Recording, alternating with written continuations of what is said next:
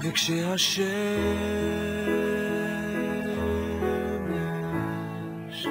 נמחקת בשמיים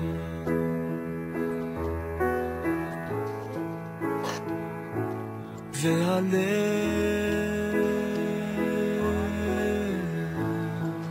מטפטף לי דרך העיניים החומות,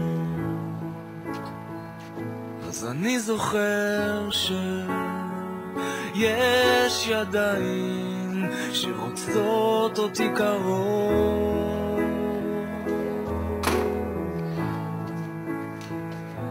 אני יודע שזכיתי לאהוב.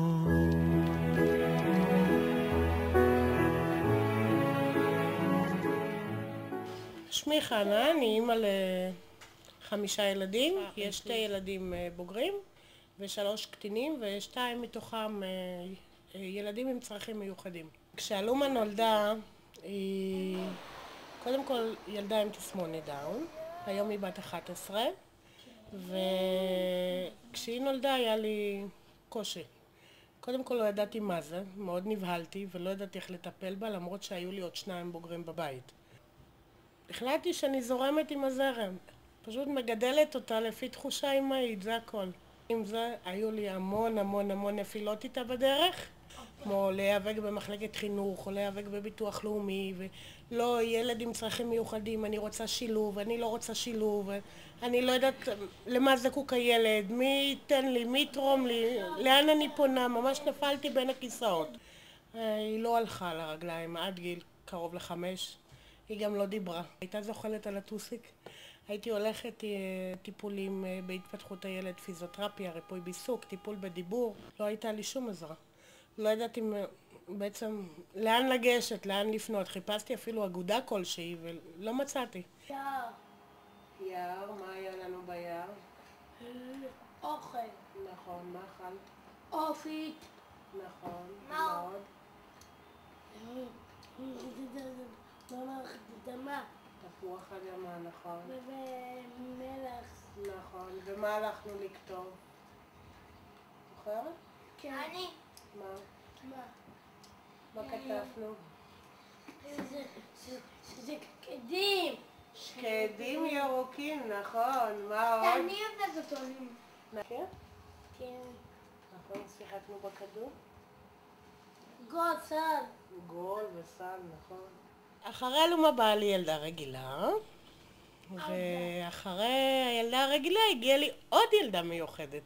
קוראים לה אופל. בהיריון שלה היה לי סכרת, ראש היה קטן, ראו באולטרסאונד ראש קטן, אבל מעבר לזה כלום. בגיל, זאת אומרת שההיריון היה 8 חודשים ושבוע, אילצו אותי לעשות זירוז, בגלל שהראש היה קטן והיה חשש שיקרה משהו לילד. היינו אצל רופא ילדים, היה לנו תור כבר מבית החולים ישר, איך שהשתחררתי אחרי לידה קבעו לנו תור לנורולוג. היא בכתה בלילה, בכתה, צרחה כל לילה. בגיל 4 חודשים הזדקקתי לעשות לה ניתוח בראש, בגלל שהעצמות של הגולגולת בעצם היו סגורים על המוח, והיה צריך לפתוח את זה כדי שהמוח יגדל. מדובר ב-CP קל, שזה פיגור שכלי קל, ואוטם בראש, שזה בעצם יושב לה על המוח ופוגע בהתפתחות של הילד. זה מין פיגור כלשהו, קל, ברמה הקלה ביותר. אבל בכל זאת זה עדיין ילד עם צרכים מיוחדים, היא עדיין לא תוכל ללמוד בבית ספר רגיל, זה לא בטוח שתצליח להגיע לזה, וזה עדיין לעבור אותו מערכת בעצם מה שאלומה עברה. לא ידעתי בעצם מה זה, לא, גילו אותה רק לפני חודשיים, לפני כן לא ידעתי, אמרו לי שיש לה תסמונת ולא ידוע איזה.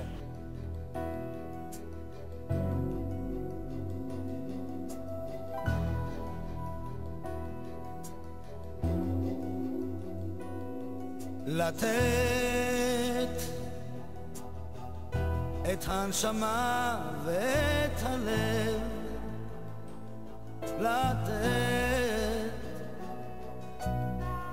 לתת כשאתה אוהב,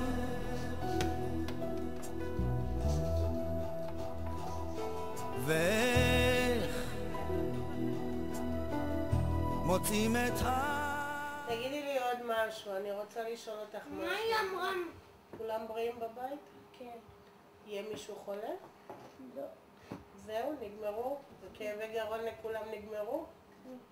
שבוע לפני שמישהו עומד לחלות בבית, היא אומרת לי את זה. במה הוא עומד לחלות?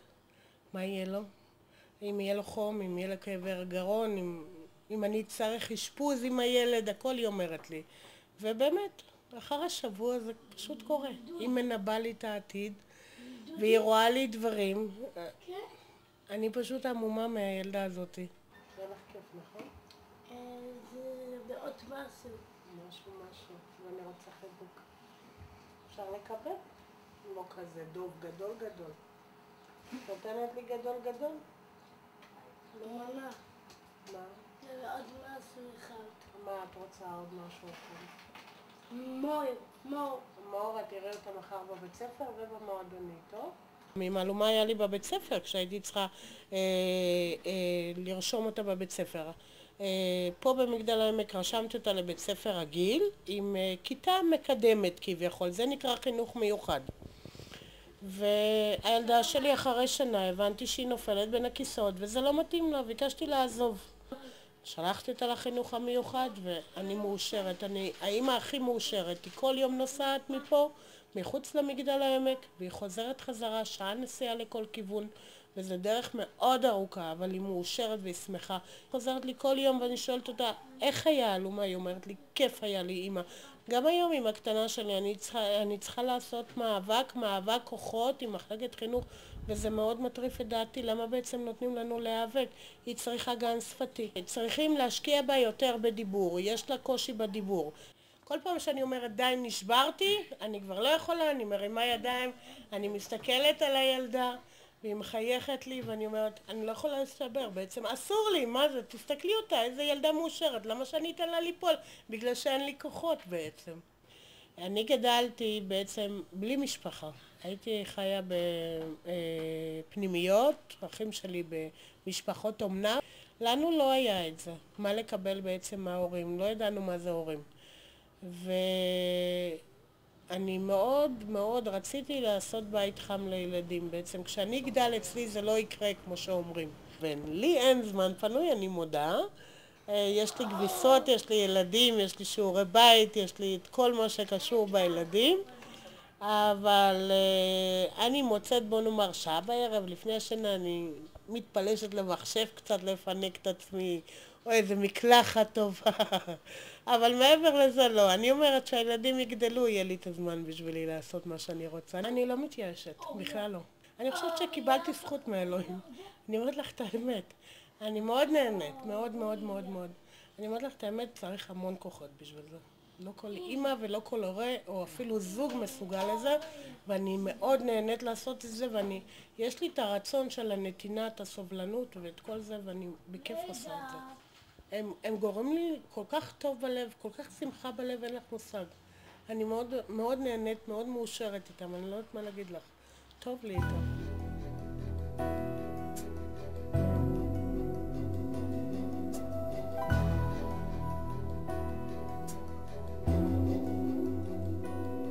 לתת את הנשמה ואת הלב,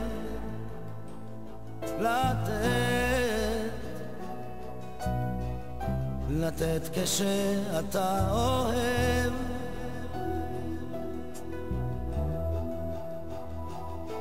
ואיך מוצאים את ההבדל שבין לקחת ולקבל. עוד תלמד לתת,